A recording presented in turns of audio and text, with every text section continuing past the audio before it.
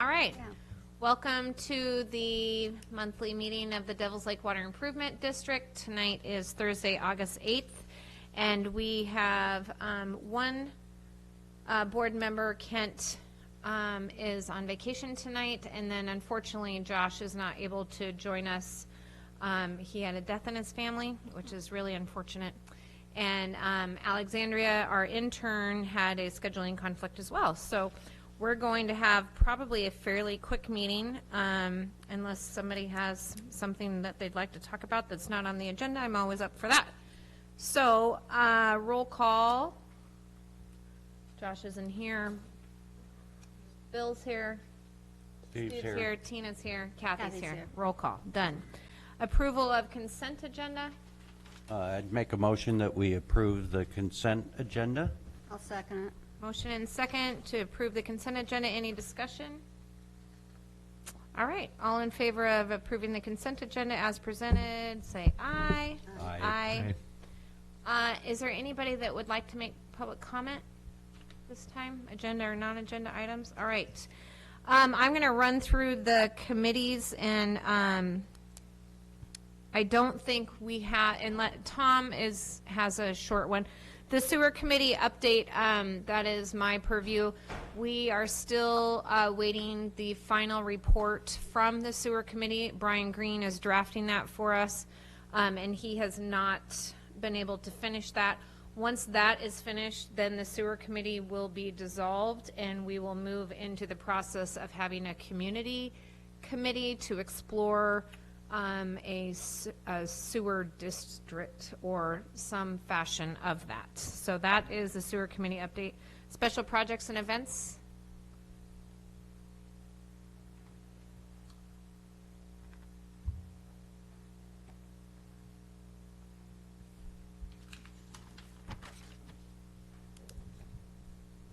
And a good evening to the board.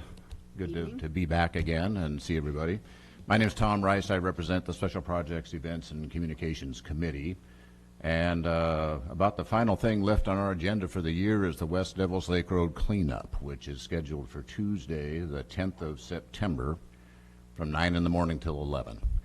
And we encourage any volunteers to show up. It's always kind of a fun thing. We'll have one of our patented potluck lunches when it's over, and then we're going to have a meeting, I think, of the committee and just kind of talk about the activities we did this year.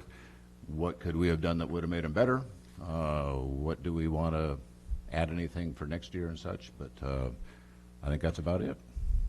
Any questions? All right. Thanks again for your time. Oh, thank you. We appreciate you guys. Save Our Shoreline Water Monitoring. I don't think we have anything new on that unless... No, Mary Ellen had asked me to do ask a couple of things, but they were both to ask Josh. Okay. So we will, if you want to send those by email to Josh. Yeah, I will. You can, and then we can add those to the next one. I'm assuming one of them is a plant sale because that's coming up this month, next month? What? Plant sale? Isn't there a plant sale scheduled for this fall? No. No. Okay. No, one of them was about the western pond turtle, and the other one was about, is there a plan for getting rid of the invasive water lilies, the yellow ones? Gotcha. And we do have that as an action item from the last meeting because Miles asked for some clarification on that. Right. And I know Josh reached out to some agency and was awaiting answer on that the last time I talked to him, which was a few weeks ago. So just running through the agenda. Bill, do you have anything on the aeration project with the I do. Okay. What I have is the Airstream unit is ready to go. It's ready to plug in, and although we don't have a hard hookup line, Josh and I went over a couple of things like having a portable generator to try out for a month through Peterson Cat. It's a rental agency out of Salem. And they sent me a quote for approximately $1,600 a month for the rental unit. So that would allow us to be mobile with the Airstream. So we could test it out in a canal, and we don't have to have a hard line wired in at $700 a piece.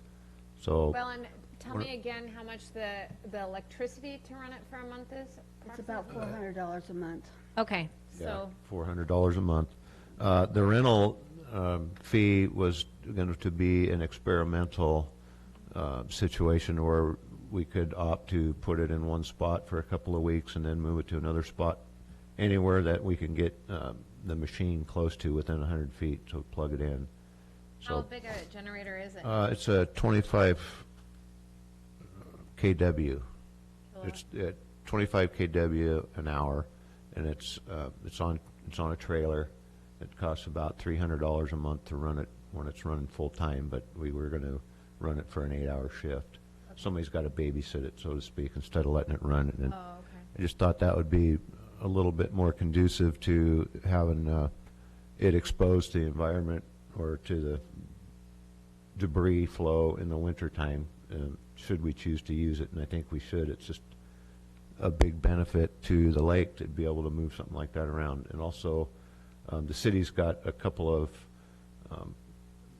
spots around their pump stations that they had said that they'd be willing to work with us to let us hook up into those, so we can expand our utilized utility to run this thing without having to have a hard wire everywhere it goes.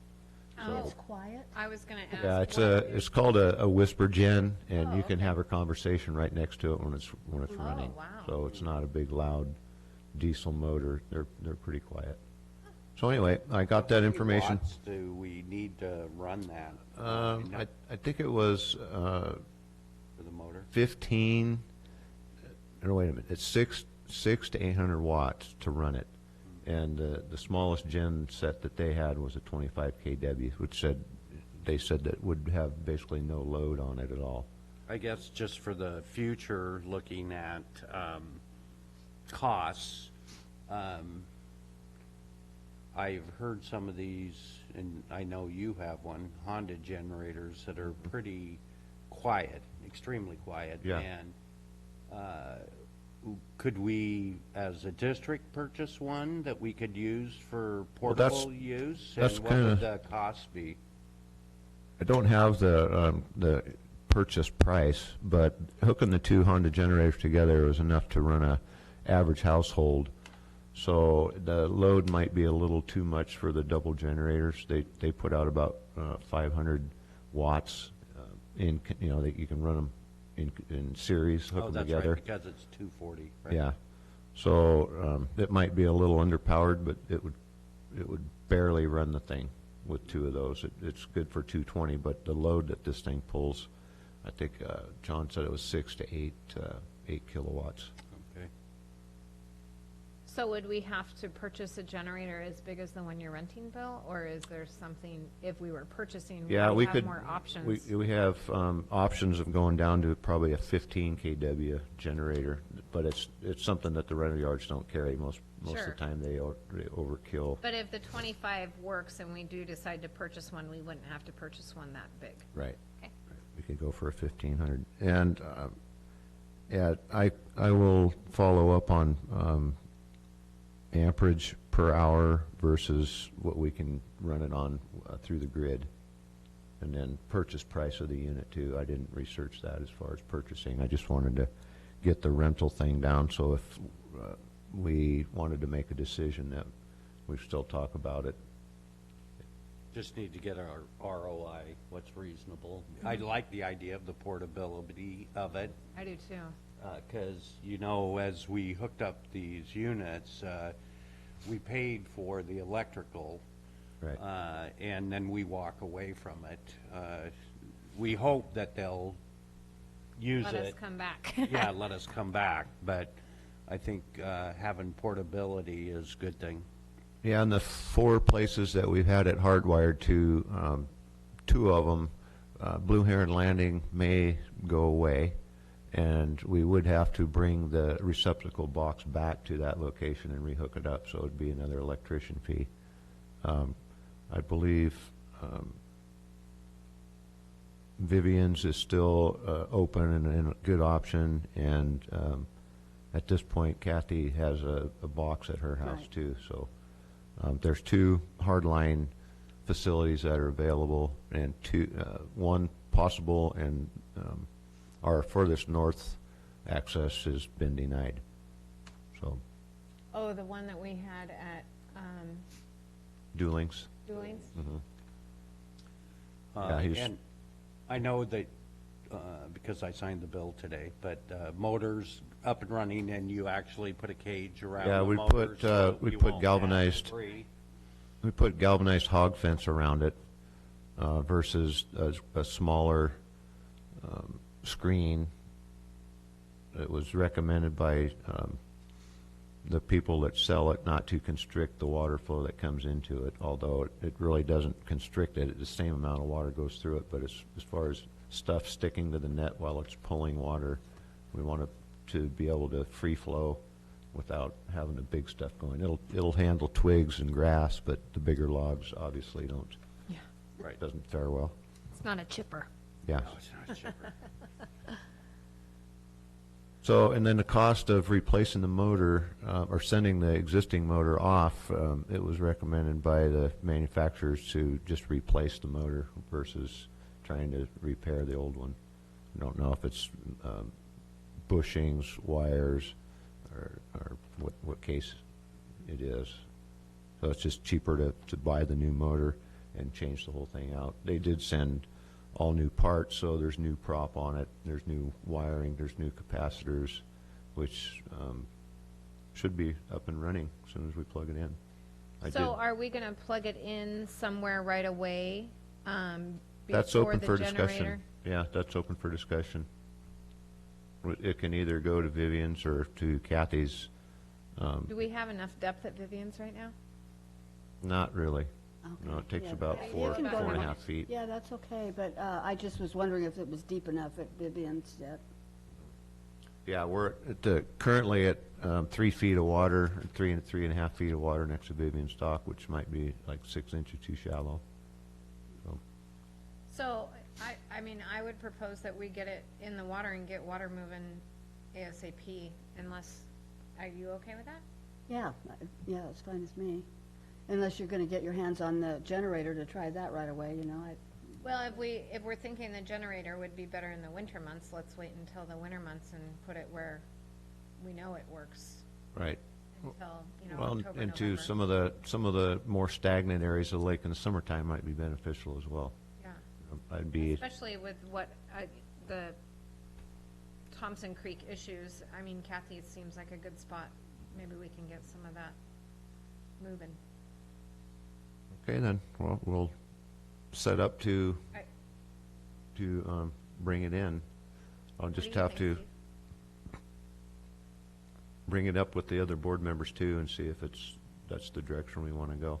I know Josh was pretty excited about having a remote location, but either way, Well, we still I can- am Always too. move it. I'm just saying that we don't need to, well, we still have summer months left. Let's get it going where we know we can. Right. And then come October, November, when we don't think it's great to be at one of those locations, we could use the generator.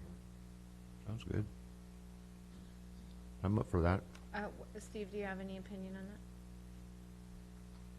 It was 1,700 a month, and then you're thinking of 300 for gas, Yeah, approximately, so, for diesel. yeah, you're $2,000 a month that we don't have budgeted. I guess the other thing I would bring up is security. So it's a trailer, self-contained. So if you park it someplace remotely, We'd have to provide either a locking device and/or behind a gate. right, probably a wheel device versus the ball device. What I'd like to do is do the analysis on it, I guess, is what I'm thinking. Like I said, I love the idea, but I want to see this projected out on what our costs are going to be versus do we want to purchase one, look at purchasing one? Well, it was more, yeah, go ahead. Because it's a $2,000 expenditure that, This was to get it to remote areas that don't have electrical Right. access, I guess. So have we defined any remote areas?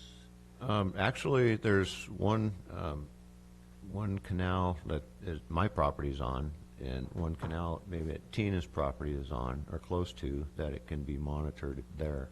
And there again, back up near Dooling's house, I think that if all the cards fell in the right place, there might be another neighbor in that vicinity that would allow it to operate in that canal, or close to it. And then we had talked about the canal just before First Street at one point. That's Yeah. the pump station that you're talking about with the city, right? Correct, yeah. And I think right now, I was over at Crystal Lagoon looking at some other areas to put it in, and that is not an option right now at this time of the year because of the water depths. And even at First Street, and I've looked in the middle of the canal, and there might be 3 feet of water in there, so it would be marginal as to how we would get it in there. We're trying to get power pulled down to our property, right now specifically for that reason of getting an Airstream in there, but, so maybe, if. That was, yeah, that was one of the sites that was If you're looking for a discussed. spot, that would be, we'd be more than amicable to that. Well, I guess due to the amount of the expenditure, Josh being out of town, I'd like to have his input, and it's well within his authorization limit Yeah. to approve. So I think communicating amongst the board once he gets back, and I'd feel more comfortable if we had a option 1, option 2, on where we want to put it immediately. It sounds like the timeline of getting the generator, you just call up and it's delivered within 24, 48 Yeah, correct, hours. 48 hours.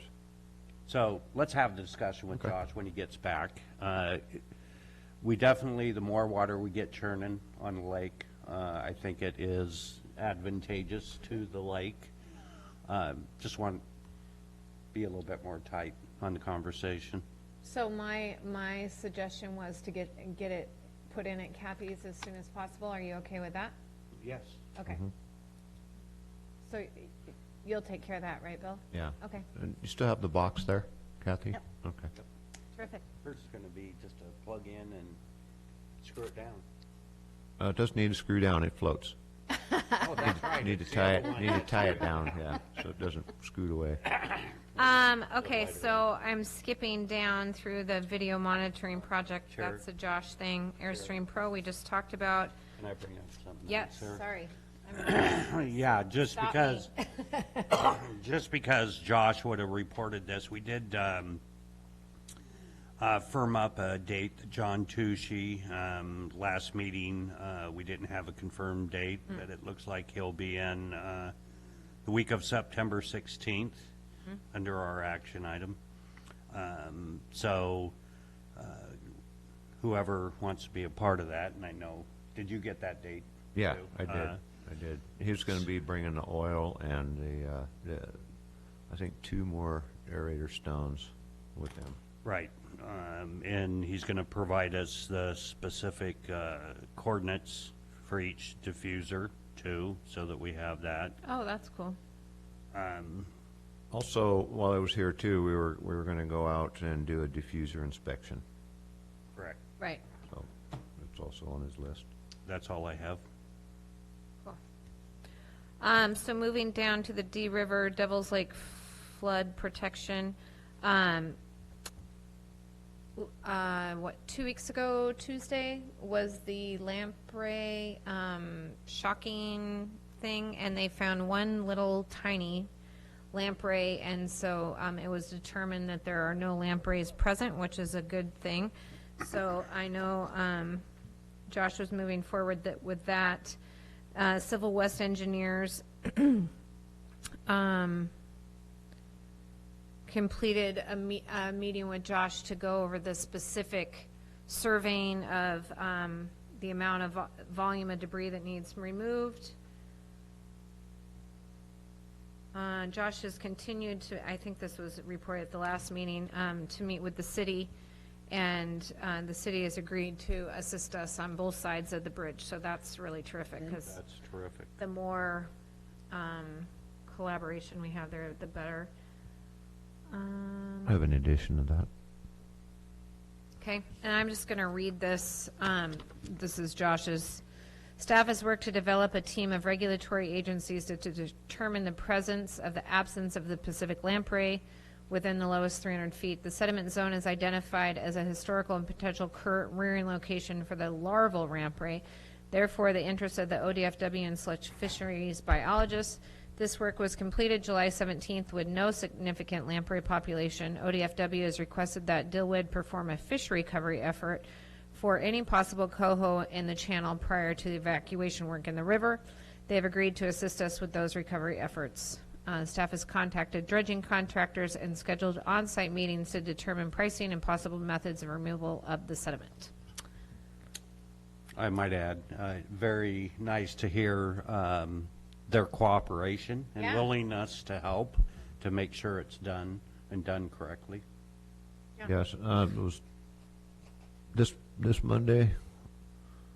I met with one of the dredging contractors from Coos Bay, and we met on site at Vivian's to evaluate the situation there with the fill. One thing that he had made a note of was the amount of sediment that we're looking at removing, which is about 2,000 yards. And based on his experience, they also did the dredge out for the NOAA dock in Newport. And it went very well, although our little Dee River is considered not a non-navigational waterway, so it comes in under different guidelines. And his best estimate was about 1.5 million yards from the bridge up to Vivian's, which is about 400 yards. So the Wait, what? Oh, 400 yards in length. Yeah, Sorry. from- It's from like west- 1.5 million and 400. Okay. So, yeah, the amount of material is something that needs to be scrutinized and gone over once we get our survey from Civil West as far as how much volume is actually there and the amount of material that we're looking at moving. One of the hurdles that the contractor was looking at was removal of the material. So our best option would be to stockpile the sand and let it dewater. But as we know that this site is open space in the city, so it might not be a viable option to stockpile material there. I don't know what the process is or procedure, but we have to work in conjunction with the city to get that accomplished. So it looks like we've got to do some work to have them involved in staging the material or the haul off. Well, and I have a question. Several years ago, when we were first looking at this project, there was lots of discussions about, does the sand get hauled back out to the beach? Does it get hauled down to Morris Excavating? Does it get hauled to somebody else's property? And I have not followed up on those specific type of details with this because I thought we were on the slow boat to China for getting this done, but it's going a lot faster than what I'd hoped. So, do you know that answer? He was going to be in touch with Josh as far as what the details are, as far as staging it or hauling it off. I did tell him that there was 2 certified landfills within the basin that were available, and he was more than happy to go over that with Josh as far as where the stuff can go. And Well, yeah, I would hope water. we wouldn't landfill it. Right. No, it's. I mean, it's I inert wouldn't say material. landfill, but fill sites. Oh, okay, I was like, geez Louise. Yeah, it's not a landfill. Okay, gotcha. So. Yeah. All right. So that's all. He was going to be in touch with Josh apparently when he gets back to Who is that? Who was it? contractor out of Coos Bay. I don't remember what the company name was, but his Okay. name was Brian. Brian. Cool. Water quality briefing. Alexandria did do the, I believe she conducted the E. coli test while Josh was gone. And everything continues to be excellent. There was one in the bacterial there was one sample that showed up red in the D River area. Other than that, they continue to be well below what they've been in the past years. And I've been on the lake a couple of times this week, and there is some areas of algae, the free-floating algae, but man, it looks really, really good, and continue to get comments from people all over around the lake and in the community how great the water quality is, and I couldn't be happier with it. I just Yeah, I was So- at two customers this week that I went to that I've never seen the bottom of the lake at their residence, and this morning I went down, there was a little bit of floating green algae, but Yeah, other just- than that, these areas that I thought were really super deep, not really too deep. There's Yeah. only 6 or 7 feet of water. Well, and we have quite a bit of vegetative growth at our place just over the past 2 weeks. A narrow, I took some pictures of it, but you can't really see it, so I'm hoping for the sun will come out again someday, and maybe I can get better pictures of it. But it's a narrow grass about this tall. And we went from a few blades of it to probably 3 or 4 feet in front of our wall. I've been noticing a lot of that too. I think it's called eelgrass. Well, that's what I thought it was too, but I thought eelgrass was longer, but maybe there's different varieties of it.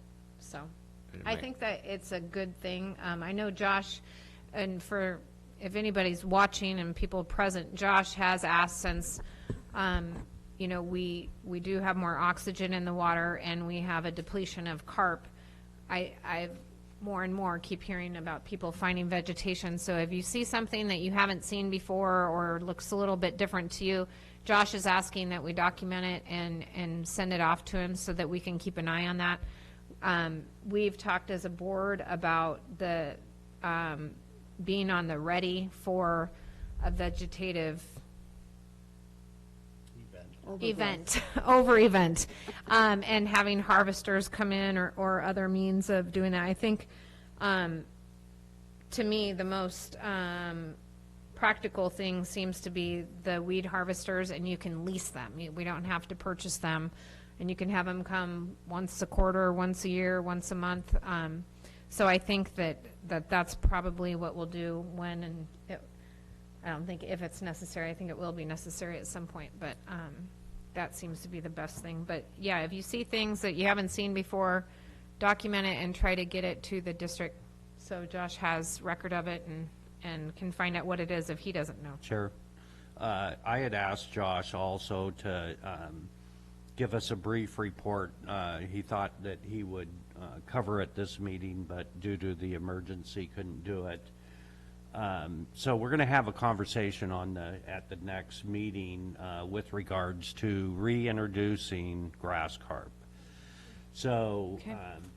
We were on that path before, and we had other priorities that came up that we're kind of knocking off. But I think that for us to think that just harvesting the lake is going to work, and it's scary to some people when you say grass carp again. I think we've learned from grass carp how not to bring in grass carp, and that was the biggest lesson. I think it took it too far one way, and I think we actually have a case because of where the lake is today that grass carp were effective. And I think a lot of people say they were over effective, but I think that if we really sit down and think and look at a graduated schedule, because one of the things that you don't want to have happen is the carp come to the end of their life and then all of a sudden you're in critical moments in the lake. And part of management in the lake is really having the balance. You want to have the plant life, you want to ensure that there's oxygen in the lake, but you don't want to be what I call chasing the monkey or chasing the plant life, because I don't think you'll ever win there. But I think if we do so many grass carp every couple years and we hit that magic number, I think that's the key, and that's our argument. of what is a healthy lake look like. And I kind of relate it to an aquarium. Yep. You know, and if you had a big old aquarium, you know, how do you get that natural balance in there? And you do have to have some of those fish that would eat the algae and stuff. You do need oxygen. You do need plant life in there for the clarity of the water and the health of the water. So I had asked Josh to dig up some of the old information and bring it to the board. And I think, especially since we have Fish and Wildlife offering assistance to us when it comes to dredging and protecting the fish and everything and being part of that, I think that now's the time to get their input on it. To think that we're just going to be able to do it. We've already been told you can't really plant carp anymore. So I'd like to have that discussion. I know that there have been studies done on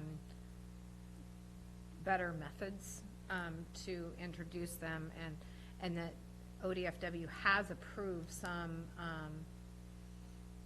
not emergency plans, but the plans that don't coincide with their regulations. I don't know what, I'm at a loss for the word of what I'm looking for, but they have done some projects, you know, even though typically they're a no grass carp. Well, it's really about a balance, Right. I think, is what we're looking for. Well, and that's from what I've read, there's two camps. There's a camp that says you can't have balance with grass carp, and then there's a camp that says, yes, you can if you do it correctly, so. Well, and I think our lake is pretty unique that you have different areas that even if you wanted to do an experimental area with some grass carp, because just the vegetation we've seen in the last 45 days. Yeah. You know, we were talking about it in May that, You start to see it. we better be ready because we knew the seal was in there. We knew that the grass carp were depleting, and that day has hit us. And so I think we better have the discussions, and because one day, and it may, who knows what's going to happen during the winter. You know, I know a lot of plant life has to do with the sun that's going down through the water, and that's one of the things that we've created, better clarity. And so now we have the sun actually hitting the bottom of the lake that hasn't happened for years. Well, and oxygen. Yeah, and oxygen. So, yeah, and I mean, we want some vegetation, and the numbers that I've read is that you want about 25%, and what that means, I don't know. 25% of what? Right. The entire volume of the lake should be vegetation. I'm not, I just know that that's, you know, you do want the right things growing on the bottom of the lake only help the lake, so. Well, and I guess just assuring our audience that we're going to be on it. And I think this board has had some great foresight on potential things that are coming up. And, you know, we've always said that we're going to have the long range, the short range, and sometimes some of the things that were on long range gets moved up. And I think this is one of those things that we did kind of put on the back burner at the beginning of the year, and it needs to be moved up. No, I agree. Under new business, I don't have anything. The Regatta Park food vendor deed restriction removal, I know that they're continuing work on that. I don't know if anything's happened. I haven't heard anything. And then the only other thing I wanted to bring up that I just don't think got added to this because Josh was in a hurry trying to get this done is the Thompson Creek, not dredging, but the Thompson Creek issue with all of the sediment. That is very important to this board, and we have made it known to Josh that it's one of our top priorities. So I would say if I'm kind of a list person, after we finish the D River dredging project, that's probably our next most important thing to start working on. But we're not waiting until that's done. The conversation's already been started, and I think that it's a good conversation.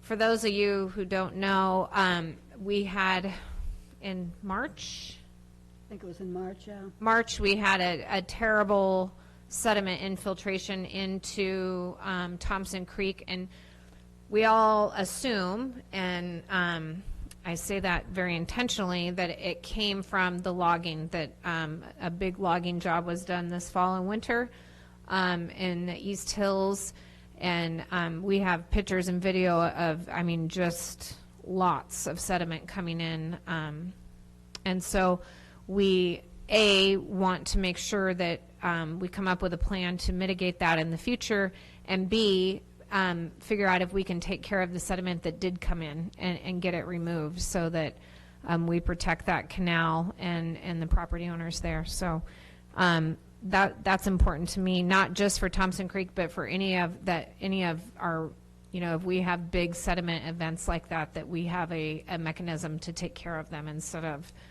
just scratching our head like, oh, I wonder how that happened and who's responsible. And so I know that Josh has heard that loud and clear, and Didn't get on the thing. yep. Anything else? No, I'm good. No. Does anybody have anything they'd like to say that's present?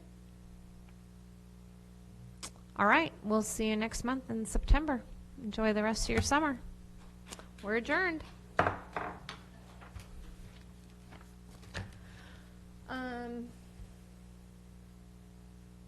back on Monday. How are you? Good to see you. I was just talking about you the other day. I had dinner with Estel, and I was asking her, are you still on the, okay, good. How are you? Good, yeah. We had a nice